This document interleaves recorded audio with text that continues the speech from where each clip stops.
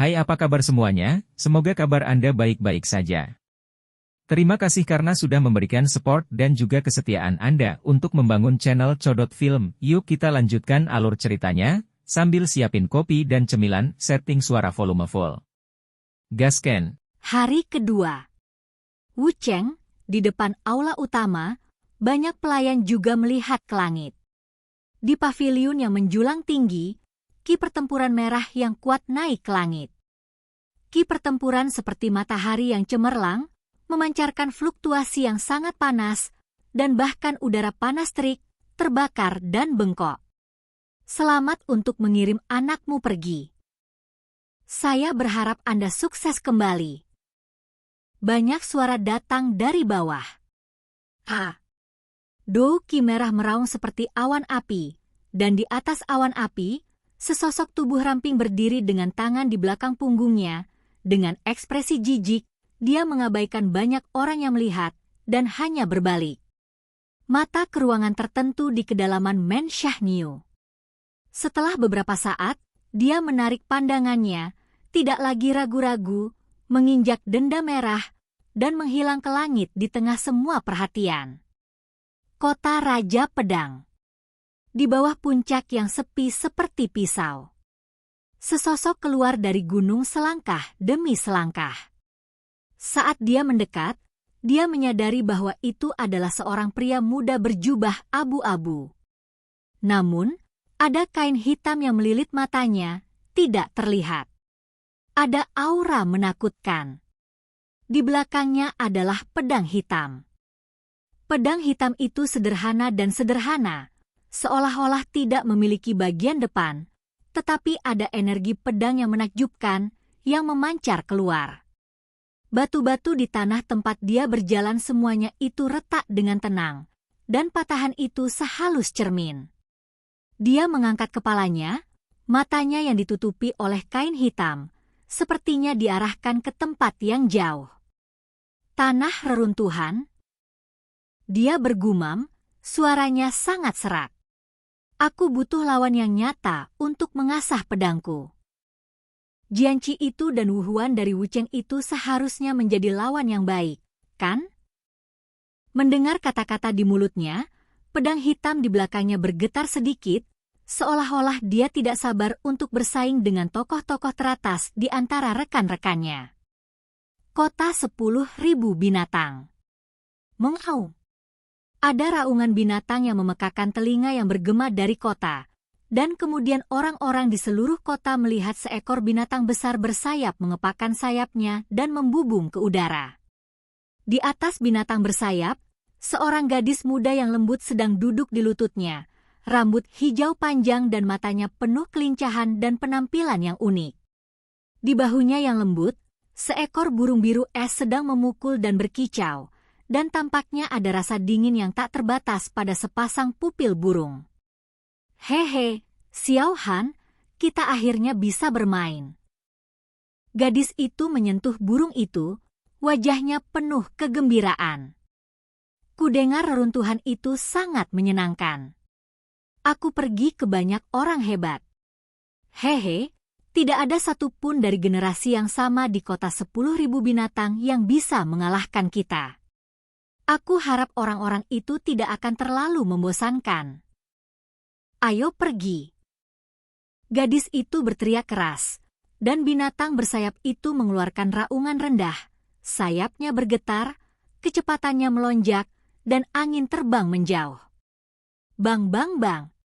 Di sebuah kota, seorang pria botak berlari keluar dari tembok kota, dan tombak panjang menonjol di belakangnya.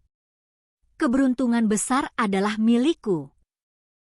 Kepala botak itu berteriak dan menghilang seperti hantu, tampaknya bergegas ke reruntuhan. Ledakan.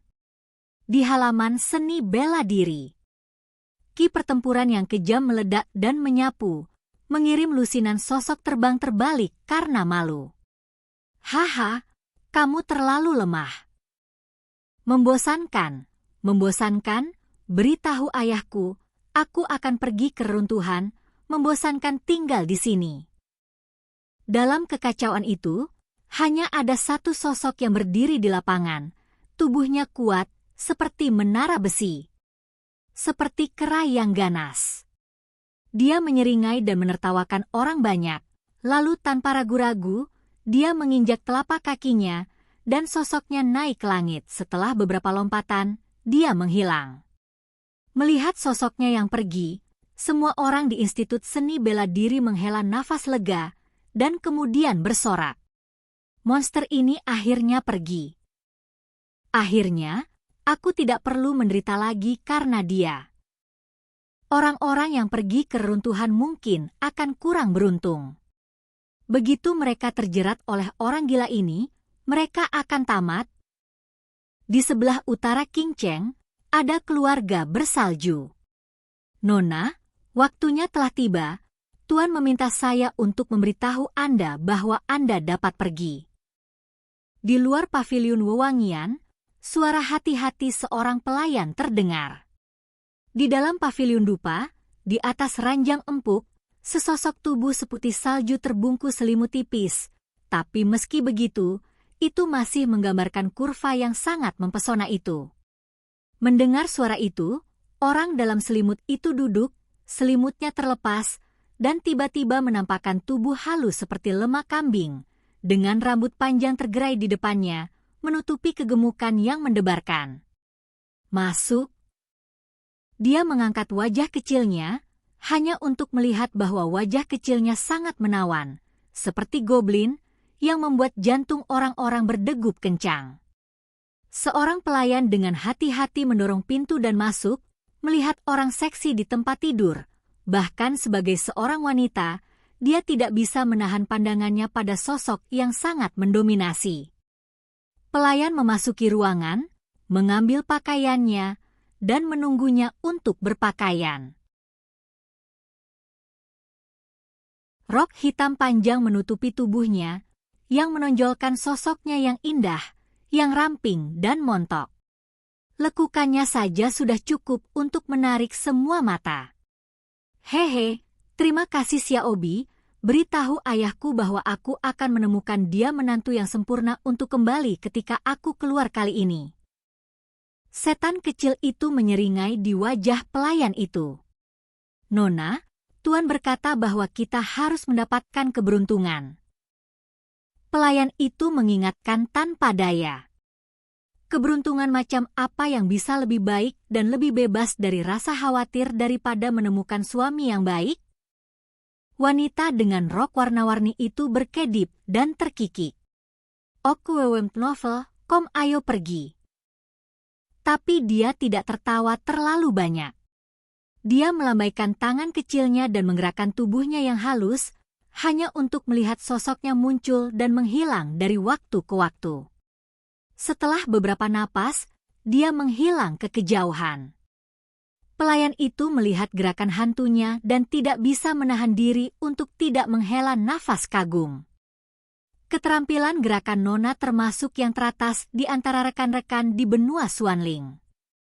Ini adalah tempat yang suram di mana tulang dikuburkan, tulang putih ditumpuk di pegunungan, dan seluruh dunia dipenuhi dengan kematian. Tiba-tiba, sebuah suara datang dari gunung, dan saya melihat sekelompok orang berjalan keluar. Para pejalan kaki berjalan dengan kaku, tubuh mereka membiru, dan mata mereka kosong.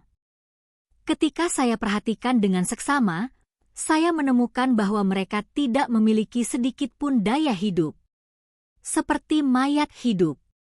Mereka membawa kursi sedan besar di bahu mereka, dan tubuh sedan itu berwarna putih, tetapi di atasnya ada pola wajah hantu yang meneteskan darah, memancarkan suasana yang menyeramkan dan menakutkan. Angin berawan bersiul, dan tirai putih digulung. Di bawah tirai putih, muncul wajah muda yang pucat dan tidak berdarah, matanya abu-abu, dan tubuhnya tampak terbungkus aura kematian, yang membuat orang bergidik. Ratusan hantu membawa kursi sedan. Kursi sedan putih itu menjauh, seolah ada suara dingin yang datang dari jauh. Ye Wangxing, orang yang hidup menghindari. Pada saat yang sama, di seluruh benua Xuanling, Banyak jenius terkenal datang dari seluruh dunia, dan tujuan mereka semua sama. Semuanya menunjuk ke tanah peninggalan di tengah benua. Jadi, di seluruh benua Xuanling, banyak mata berkumpul. Semua orang ingin tahu betapa indahnya ketika banyak pahlawan muda yang bangga ini bersatu. Tapi tidak peduli apa, runtuhan saat ini telah menjadi fokus dari seluruh benua. Oke guys, jangan lupa like, comment, share, and subscribe di channel Codot Film. See you next video, peace out and bye-bye.